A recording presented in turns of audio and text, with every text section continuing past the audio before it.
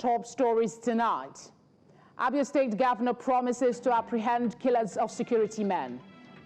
Finance Minister Wale Edun says Nigeria needs more borrowing to fund budget. Speaker House of Representatives has led walk against gender-based violence in Abuja. Protesters express frustration over petrol shortage in Malawi. Thank you for joining us. I'm Felicity Ezewike. Let's begin with security matters, where the Abia State Governor, Alex Otti, says the security architecture of the state will be overhauled to tackle the present security challenges bedeviling the state.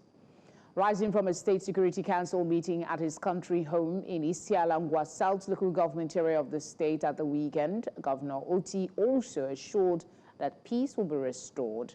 News Center's Chinwe Ugele reports. Abia State has had some level of calm for months, with only pockets of crime intermittently. But the events of the past 2 weeks across the state are such that paint the state in bad light and only signify security threats to lives and property. Governor Alex Otti has disclosed the heads of security agencies in the state have resolved to go after all those who contributed to the killing of the security men recently. We have resolved to rejig the security architecture and ensure that things like this will be a thing of the past. We have also agreed to redouble all our efforts in the different areas where there are possibilities of attacks, particularly now that the military is here. The special advisor to Governor Alex Otti on security matters, MacDonald Oba, also in an interview earlier, says arrests are being made in connection with the killings. Investigations are ongoing, arrests are being made, and we will surely get everybody to account for the actions they've taken in this regard. Some residents of the state are worried that the situation seems worsening by the day, especially as the Yuletide approaches. Normally, it do happen in every festive period. A lot of obstacles and a lot of crimes do happen based on the rate of crimes in the country. So people try to do some crazy things to survive, you know. We down here in Abia, we used to have relative peace. So it's only worrisome that what we used to hear that happened in neighboring states have started to happen in our state. They are, however, hopeful that the ugly trend will be surmounted soon. And I believe that very soon we will begin to see the outcome of that meeting. The governor also warns all those fomenting trouble under any guise to expect a tough chase and fight from the government. If you are a criminal in Abia State, whether you call yourself IPOB or ESN or bandits or kidnappers, whatever you call yourself, this place will not be safe for you. As the last month of the year approaches, residents would want a violent-free and crime-free celebrations across the state. In Omaha for News Central, I am Chinwe Ugele. The air component of Operation Hadinkai has dealt a significant blow to insurgents, destroying a terrorist food depot and eliminating several fighters during airstrikes in Jubilaram within the Tumbuns area of the Lake Chad Basin. In a statement on Monday, Director of Public Relations and Information for the Nigerian Air Force, Air Commodore Olushola Akiboyewa, disclosed that the operation was conducted on November 23 following detailed intelligence gathering. The targeted location was identified as a critical food storage hub and a hideout for terrorist commanders and their fighters. Akiboyewa further revealed that intelligence linked the insurgents to recent attacks, including a November 16 assault on troops in Kareto. In response, NAP fighter jets carried out a decisive air interdiction mission, destroying key structures used for food storage and neutralizing several terrorists in the process. Away from that, Nigeria's economy experienced a notable 3.46% year-on-year increase in gross domestic product, GDP, for the third quarter of 2024, as reported by the National Bureau of Statistics, NBS. This growth rate marks an improvement over both the 2.54% of recorded in the third quarter of 2023 and the 3.19% growth seen in the second quarter of 2024. The oil sector, along with expansion in non-oil activities, especially in services and agriculture, contributed significantly to this performance. The services sector was a standout, showing a robust 5.19% growth and accumulating for 53.58% of the total GDP. Meanwhile, President Bola Tinubu has assured Nigerians of better economic output as the economy continues to expand following the newly released third quarter gross domestic product report by the NBS. He assured that once the economy is rebased by early 2025 to capture its dynamism and record significant changes that have occurred in different sectors, the country will be on its way to shared prosperity. To discuss this, we're joined by CEO Finance with Mokhtar Mohammed. I think there's a bit of an error in that. Mokhtar, thank you very much for joining us. Apologies for the little trouble with the introduction. But let's just go on with your insights on the subject. How does the 3.46% growth in the third quarter of 2024 compared to the GDP growth rates of previous quarters in 2024 and the same period in 2023? What trends or changes can you identify? Well, there's not so much changes. The changes are still the sectors that the government have tried to say that those are the sectors they are looking at. You're talking about the tertiary sector of the economy, that's the retail sector, which is like the service sector, like you've mentioned, agriculture, real estate, financial sectors, ICT and others. So those are sectors that have been the key drivers in the non-oil sector of the Nigerian economy. But what they contribute to the GDP, yes, it's fantastic. But what they contribute in terms of value, which has to do with what they bring into the Nigerian economy, is sometimes small compared to what the 5% that you saw in the oil and in the oil sector is adding to the economy compared to what they've added. So definitely it's a good moment. What it means is that the tertiary sector of the Nigerian economy seems to be doing well, and that also have to do with people that are doing manual jobs. Talking about jobs for teachers, jobs for cleaners, jobs for nurses.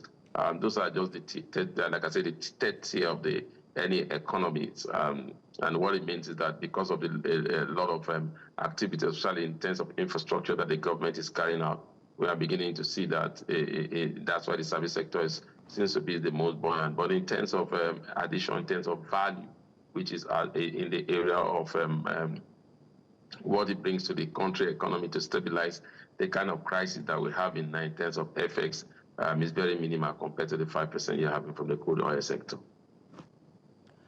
How does the 3.46% growth relate to the inflation rate in the third quarter of 2024? Is the economic growth outpacing inflation, or is inflation becoming a concern despite the growth?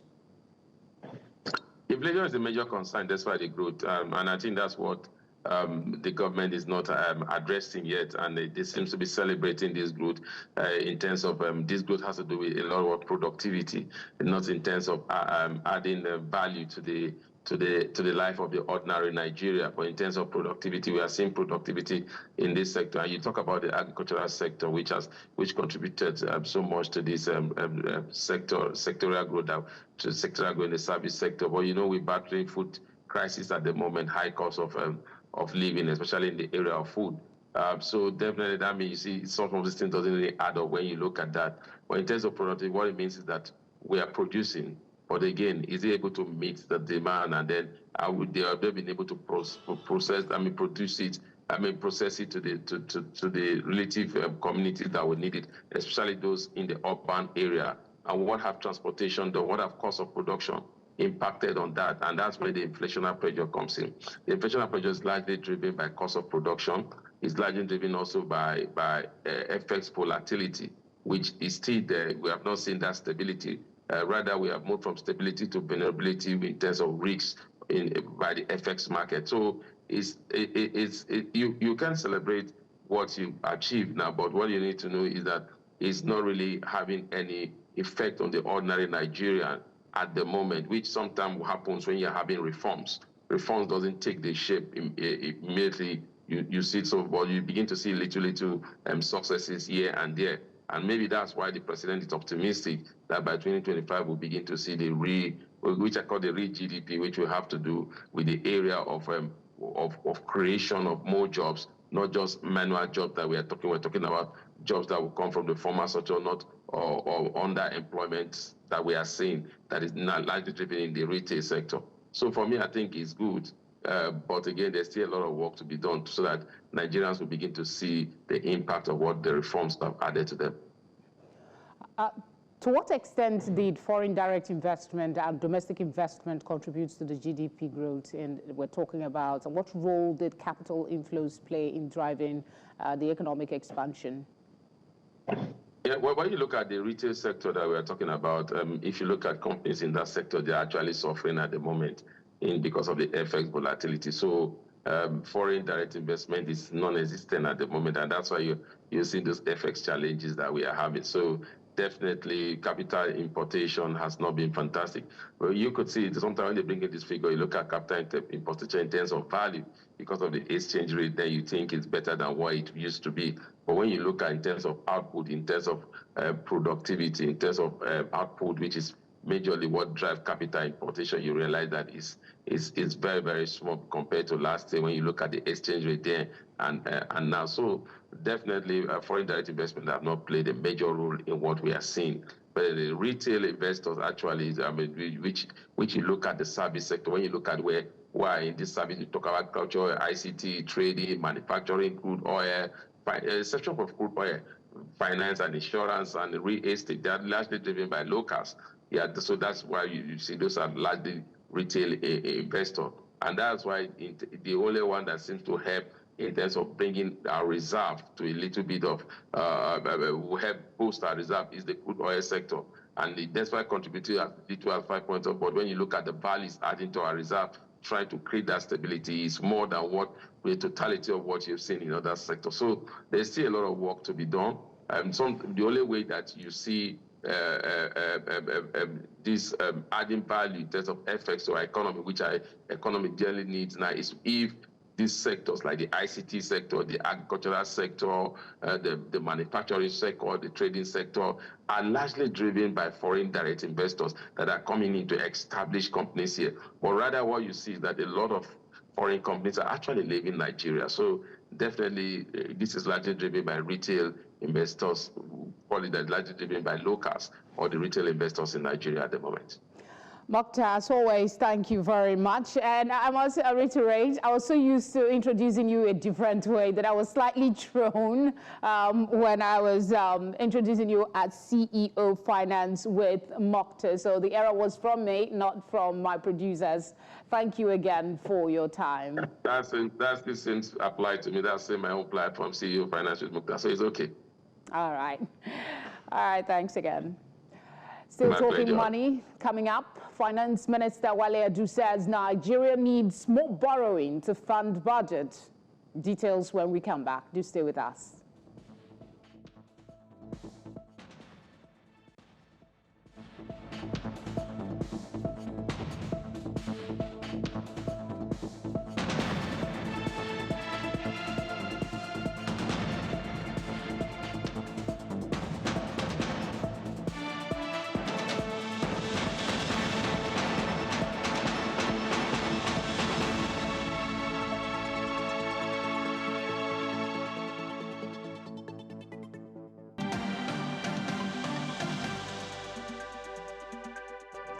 If you've just joined us, you're watching Tonight. A reminder of our top stories. Abia State Governor promises to apprehend killers of security men. Finance Minister Wale Adu says Nigeria needs more borrowing to fund budget. Speaker House of Representatives has led work against gender-based violence in Abuja. And protesters express frustration over petrol shortage in Malawi. Glad you're still with us. To Labour matters now. The Nigerian Labour Congress is holding firm on its December 1 deadline for implementing the new minimum wage nationwide. The body has reiterated that all states must implement the new minimum wage of 70,000 naira as mandated by the law signed by President Bola Tinubu in July 2024. Despite over 30 states complying, including Lagos and Kano, others like Zamfara, Sokoto, and Nasarawa have yet to meet the requirements. NLC spokesman Benson Uba confirmed that the union's directive stands, warning that workers will embark on an indefinite strike in non-compliant states after November 30. The NLC insists on full compliance, emphasizing that majority is not everyone, as it prepares to hold defaulters accountable. Let's take a look at this development. We're joined now by labor law expert Isiala Ngwa.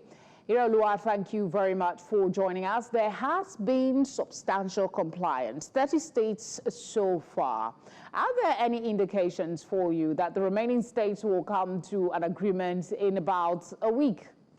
Because that's when the deadline expires.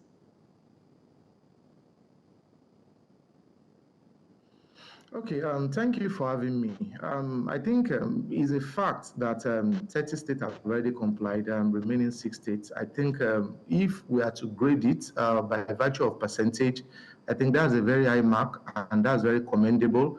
And for me, like I've always intoned, I've never been an advocate of strike, and to that extent, I would not advise the Nigerian Labour Congress come December 1 to go on strike by reason of the fact that the remaining states have failed to comply. And these are my reasons.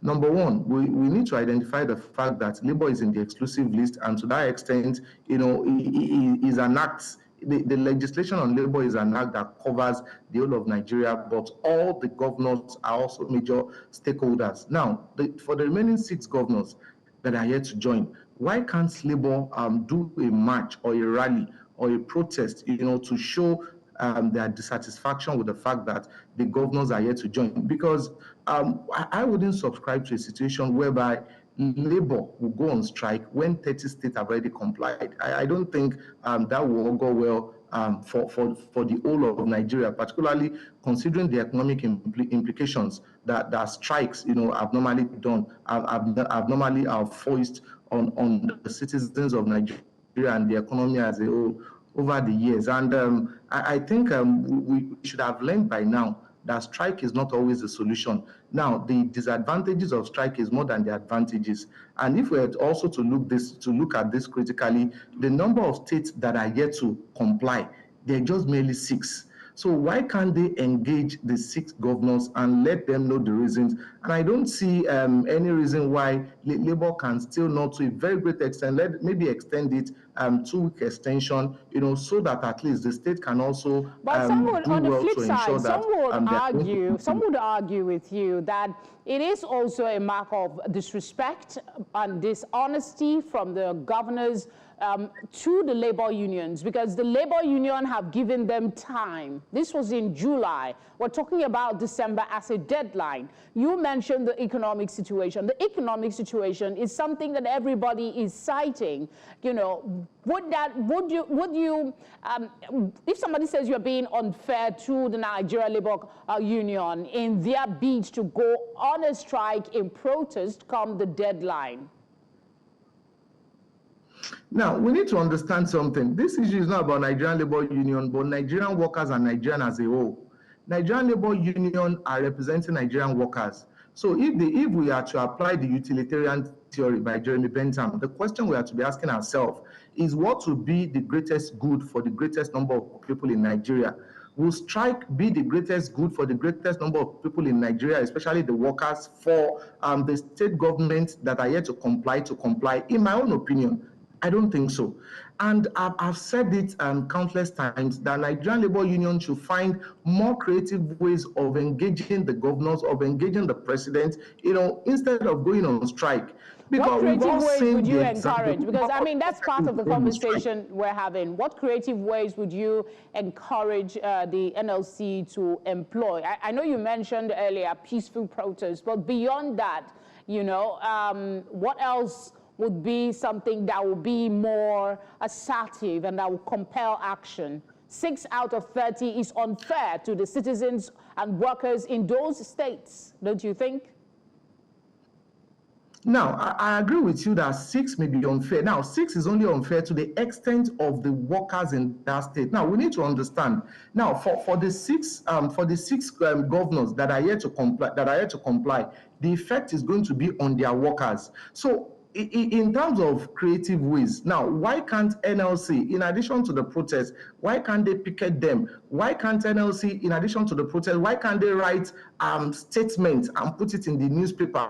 Why can't they write statement and put it in the newspaper? Why can't they actively engage them, actively and put it in the full glare of the public? What I would suggest that they should do is a process of trying to, 30 governors have consented to it or have implemented it. And I believe that the 6 state governors, they're all brother governors, they would also be running because they would also not want to be left behind. Everybody is looking at them. A process of naming and shaming every time.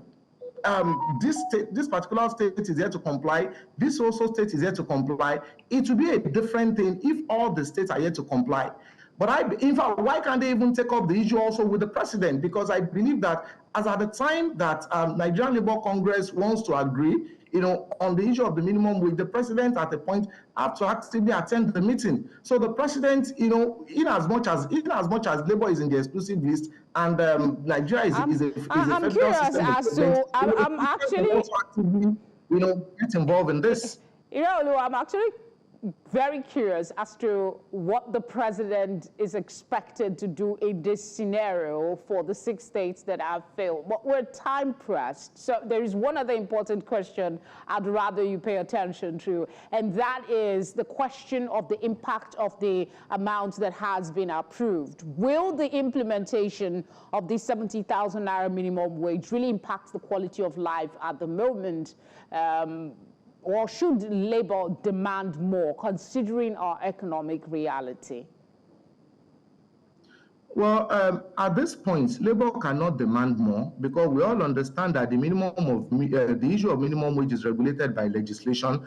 By the previous minimum wage, it provided for 5 years for review, but one of the concessions, that Labour entered into has now reduced it to 3 years. Now, we need to understand that given the new or extant minimum wage act now, there are 2 things: 3 years and the changing of the minimum wage from the old one, 30,000, to the new one, at least 70,000. So at this juncture, it is not possible for Labour to be saying they want to review it except after 3 years. So that one is gone. Now, what Labour can do now is to also fight. There is nothing that says that Labour cannot also fight for inflation, take up the federal government on inflation, and take up the federal government on issues that have to a very great extent cost increase, increase in the lifestyle, increase in the economy, like the issue of inflation, and also if we also look at it, the issue of electricity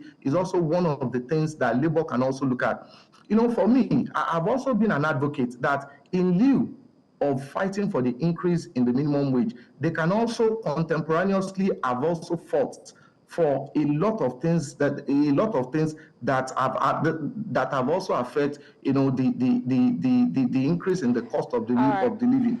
Unfortunately, these are the things Labour failed to do, and these are the things that is actually affecting the citizens right now. In addition to the issue of I agree with you on the aspect that Labour can actually advocate for other things other than the minimum wage, considering where we're at the moment. Thank you for speaking with us. Yes, thank you for having me. Have a restful night. You too.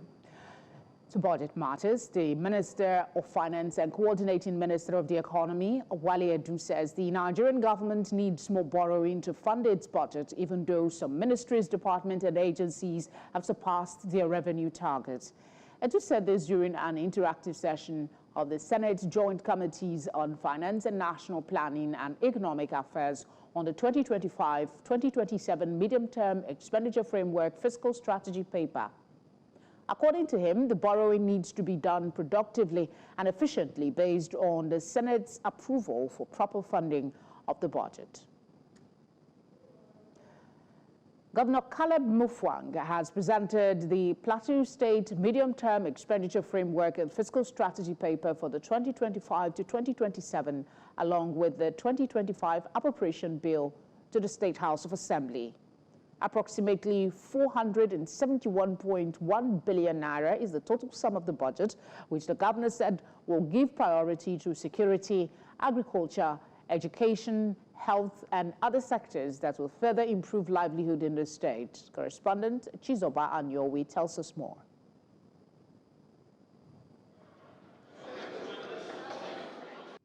Caleb Mutfwang is among the first 10 governors in Nigeria to present their 2025 appropriation bill.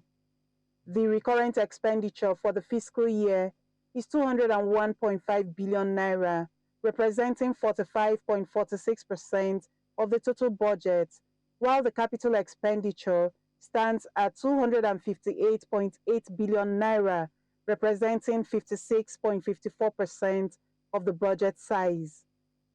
With 156.2 billion naira, higher than the 2024 budget, the governor said the bill, titled Budget of Consolidation and Sustainability, is a show of his commitment for further development in the state. I assure you that we remain committed to serving you faithfully. I will not be distracted by any threats to our democratic ideals.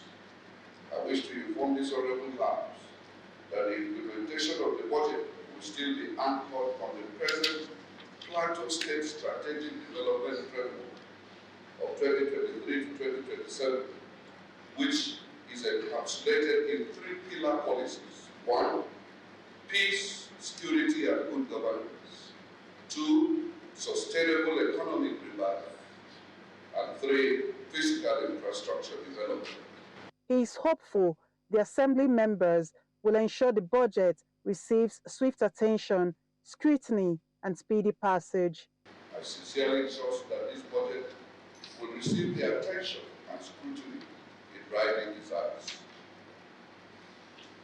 As you carefully examine the budget, Mr. Speaker, I humbly request your cooperation and understanding in ensuring its prompt passage.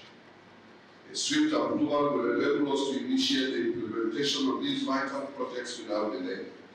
Speaker of the Assembly assured the commitment of the legislators in contributing to the growth of Plateau State. Today, we want to assure His Excellency, the Executive Governor of Plateau State, that this honorable House will look at the budget and do the necessary scrutiny as usual.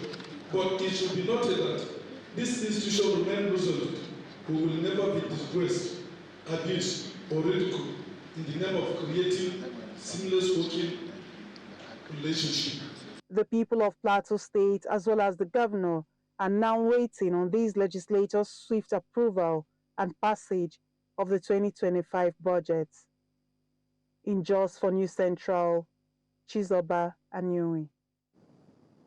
It's one of our lead stories tonight. Speaker of the House of Representatives, Tajuddin Abbas, has submitted a petition to the Inspector General of Police, Kayode Egbetokun, over recurring cases of gender-based violence in the country. This was as the Speaker led lawmakers on a solidarity walk with women and several groups in the country as part of the 16 days of activism against gender-based violence. News Center's Emmanuel Bagudu reports.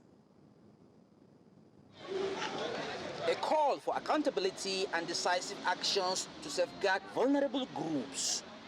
It's a 1,000-man march led by members of the Nigerian House of Representatives as part of solidarity with women in the country and support for the 16 days of activism against gender-based violence.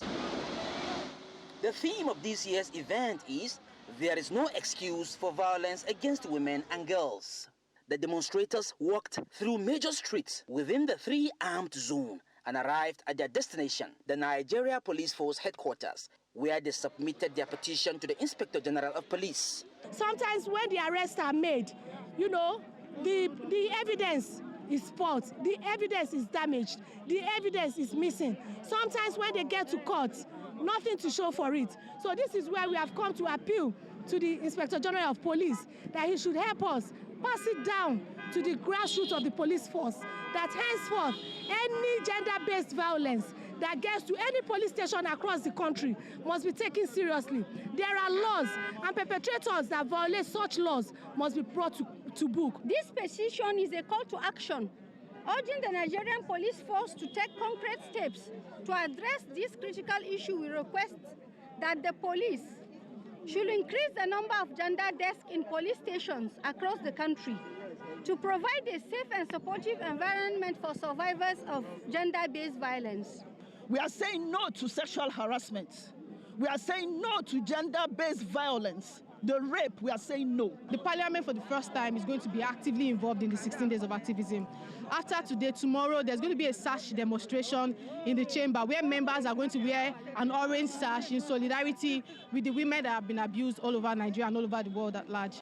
The IGP accepted the petition with a pledge to act on the issues raised by the lawmakers. The Nigerian Police Force has developed what we call gender-based gender policy, which integrates global framework into our policing practices. And we have remained committed to that policy till today. I want to assure you that we'll look at your petition and we will treat every point in the petition as expected. The message has been delivered and all eyes are now on the Nigerian police as Nigerians look forward to a huge improvement in the fight against gender-based violence in Nigeria. In Abuja for News Central, I am Emmanuel Bagudu. Recognizing individuals who create meaningful impact across diverse fields is vital in celebrating their contributions and inspiring others to strive for excellence. This comes as the Global Impact Awards, hosted by the Global Affairs Magazine Foundation, dedicated to honoring excellence in areas such as media and humanitarian work, recognizes distinguished individuals, including the Managing Director and Editor-in-Chief of News Central, Kayode Akintemi. The major highlight of the event was the presentation of the Lifetime Achievement Award in Media to Kayode Akintemi for his rich contribution to the media industry. Kayode Akintemi has been in this game for a long time. He interviewed me the first time in 1989.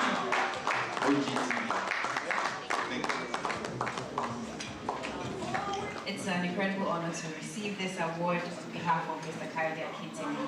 Thank you so much for the work that you're doing. Thank you so much for including us. And we hope to see more of you. Thank you so much. Still ahead, protesters express frustration over petrol shortage in Malawi. We'll tell you more when we come back. Do stay with us.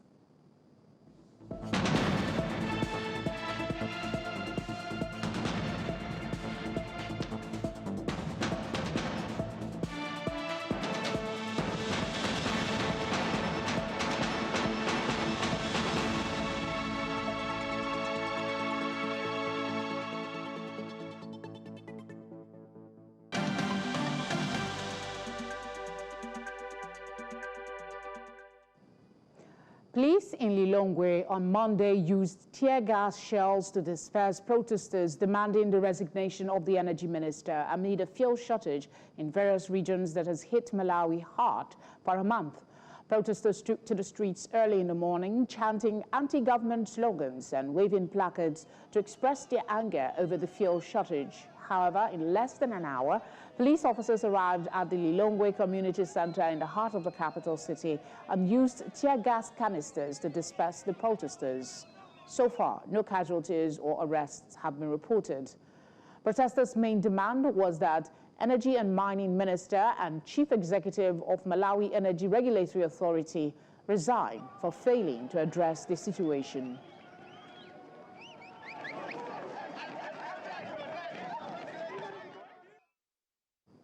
11 of 100 illegal miners who have been trapped for weeks at Stiffontein mine in Northwest Province have resurfaced from Shaft 10. Police say they emerged on Sunday night.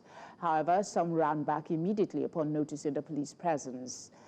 They are all Mozambique nationals. It is alleged that they were forced down the mine by syndicates who lure unemployed for forced labor. Among them is a 40-year-old who told the media that he was coerced by the syndicate. Rescue operations for thousands of miners still trapped underground are set to begin on Monday.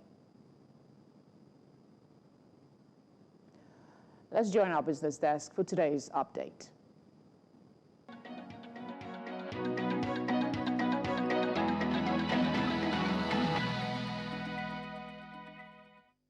Business news in association with Money Master PSB, the easy way to master your money. Nigeria's unemployment rate fell to 4.3% in the second quarter of 2024, down from 5.3% in quarter one, indicating improved labor market conditions, according to the National Bureau of Statistics. The labor force participation rate increased to 79.5%, while the employment to population ratio rose to 76.1%. Self-employment made up 85.6% of total employment, and informal employment slightly increased to 93.0%. Youth unemployment dropped to 6.5%. Gender disparities persisted, with female unemployment at 5.1% compared to 3.4% for males, highlighting the need for targeted policies.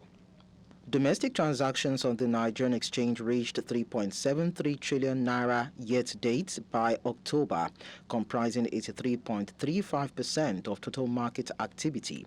In October alone, transactions totaled 502.73 billion naira, a 1.97% increase from September. Domestic transactions accounted for 455.27 billion naira, with institutional investors leading at 285.23 billion naira.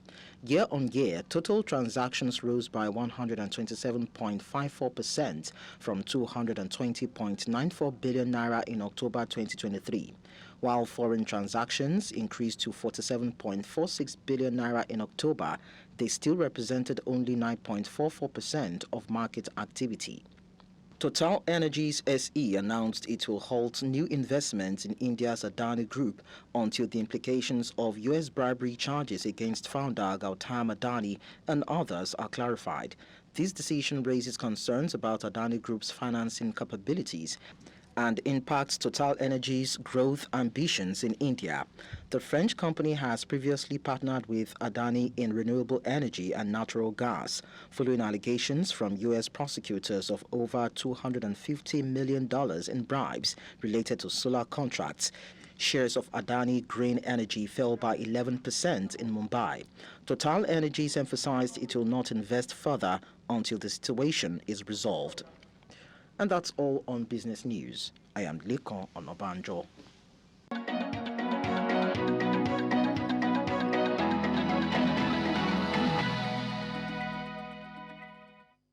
Business news in association with Money Master PSB, the easy way to master your money.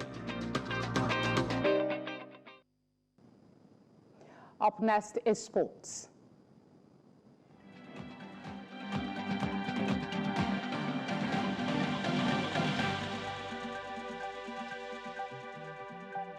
Sports Update, brought to you by Corn Oil.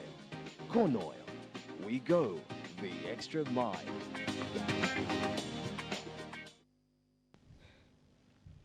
In the world of sport, the Nigerian Olympic Committee has presented an 11-point action plan aimed at addressing long-standing issues in Nigerian sport to the chairman of the National Sport Commission, Malam Shehu Diko. During a meeting held at Diko's office at Moshood Abiola Stadium on Monday, the NLC delegation, led by its president, Engineer Abu Gumel, outlined key challenges and solutions to reposition Nigerian sport. The white paper presented highlighted the need for structural reforms, better funding, and enhanced grassroots development, among other priorities. A major focus of the proposal was the introduction of a yearly Olympics preparation fund to improve outcomes in training, qualification, and overall performance during the Games. The NOC delegation included prominent officials such as First Vice President Chief Obinna Ogba, Second Vice President Ishaku Tinkan, Third Vice President Olumide Oyedeji, and Secretary General Tunde Popola. Malam Shehu Diko welcomed the NOC's recommendations, emphasizing that they align with President Bola Tinubu's vision for Nigerian sports. Edo Queens defender Miracle Sani has been included in the 2024 CAF Women's Champions League Best 11. The right back is the only Edo Queens player to make the selection. Sani played in all 5 of Edo Queens' games in the competition. The Nigerian champions finished in 4th position in the 2024 competition. The debutants lost 4-3 on penalties in the 3rd place match last Saturday, while the Best 11 features 4 players from debutants FC Massa from Egypt, 4 from the champions TP Mazembe, and 2 from runners-up AS FAR. Eddie Hearn has hinted that Anthony Joshua could retire from boxing within the next year after his bout with Daniel Dubois was postponed. Anthony Joshua lost to his fellow Briton in September, with Dubois powering his way to a sensational knockout triumph. Joshua and Dubois had been on course for a rematch in February. However, their showdown has been pushed back after Anthony Joshua was advised against returning to the ring so soon after suffering some minor injuries. Joshua previously dismissed calls for him to retire after one of the worst defeats of his career, but N has hinted that the 35-year-old might not have too much left in his tank after a grueling career so far. Finally, in the world of sport, U.S. car giant General Motors have reached an agreement in principle to enter the Formula One in 2026 with its Cadillac brand. A statement on Monday said that GM and its partners, the U.S. group TWG Global, had committed to name a new team after GM's luxury Cadillac brand and to build its own engine at a later time. Formula One President Stefano Domenicali had described the move as an important and positive demonstration for the evolution of the sport. And that's it in the world of sport. I am Onyinyechi Oparo.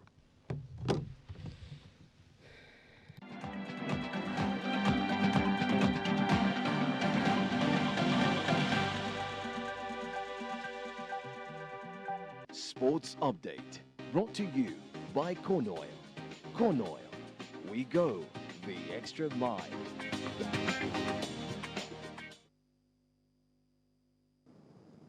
Let's now bring you entertainment news.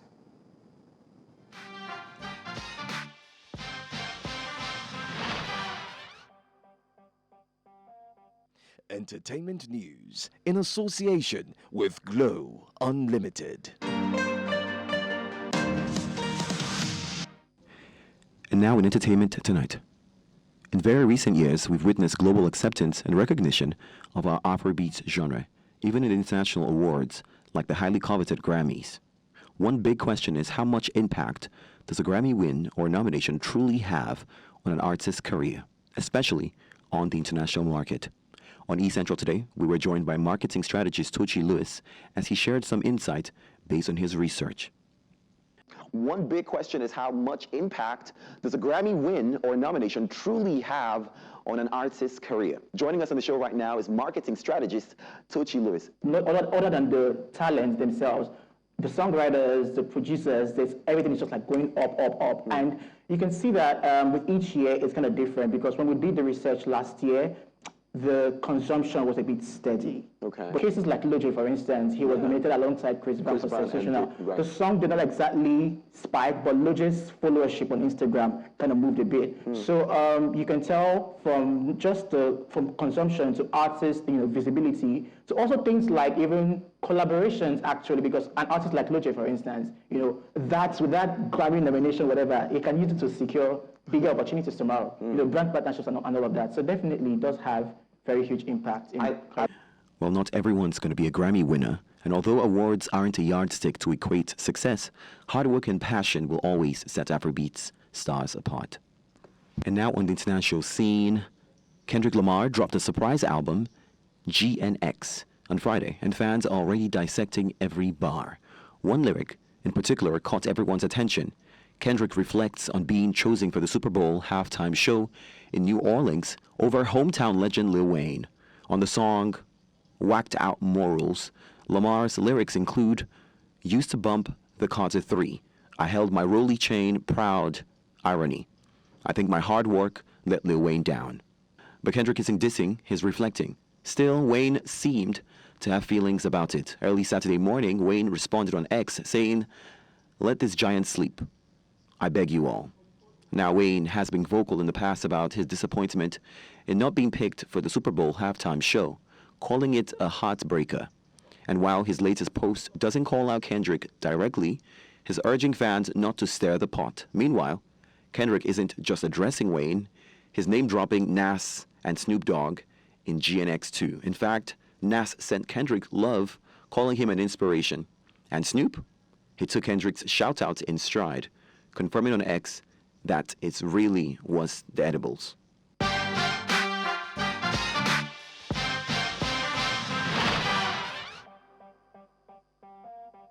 Entertainment news in association with Glow Unlimited.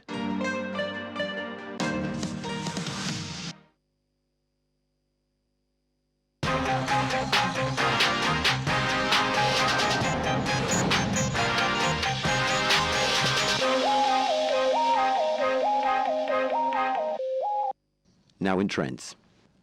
A 40-feet container collapsed on a Toyota at mile 2, and the driver miraculously rescued by LASMA officers. Some reports say, through the swift and coordinated response of the Lagos State Traffic Management Authority, LASMA, and other emergency services including the Federal Road Safety Corps and the Lagos State Emergency Management Agency, the driver of the vehicle was rescued alive. The victim received immediate medical attention after being rushed to the hospital by the Joint Rescue Team. Security during the operation was effectively maintained by officers from the Kirikiri Police Division, who ensured a secure and orderly environment for the emergency responders. The General Manager of LASMA, Mr. Olalekan Bakari-Oki, has reiterated the critical importance of proper container securing by truck drivers and owners. Let's take a few of the reactions on X. This one by Nwachuku says, "Wow, driver survived? The imagination and analysis when I saw that compressed being loaded onto the truck this morning was that the occupant couldn't have survived. Thank God." Another one by To Baby Love says, "Thank God he survived, but we cannot continue to have repeated occurrences of containers falling on vehicles and other road users. These containers are a threat to the lives of other road users. Some action or law has to be enforced, as most of these containers aren't well secured." Benzman says, "I no even see any LASMA for that video. Now people I dey see trying to rescue him. LASMA shall won't take the glory." Bello Mohammed says, "The rescue was done by all the people there. Don't take credit for what you didn't do." Aramide says, "Good job, LASMA." Well, that's much we can take on entertainment and trends. I am Sam Dandy, back with the rest of the news.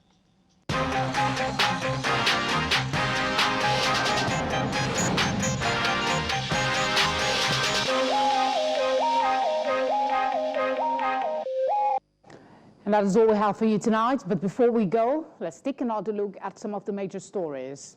Abia State Governor has promised to apprehend killers of security men. Finance Minister Wale Edun has said Nigeria needs more borrowing to fund budget. Speaker House of Representatives has led work against gender-based violence in Abuja. We also brought you news that protesters have expressed frustration over petrol shortage in Malawi. You can catch up on all the latest news by watching News Central live on DSTV channel 422, Star Times channel 274, Avo TV, and on YouTube. Thank you as always for watching. Good night.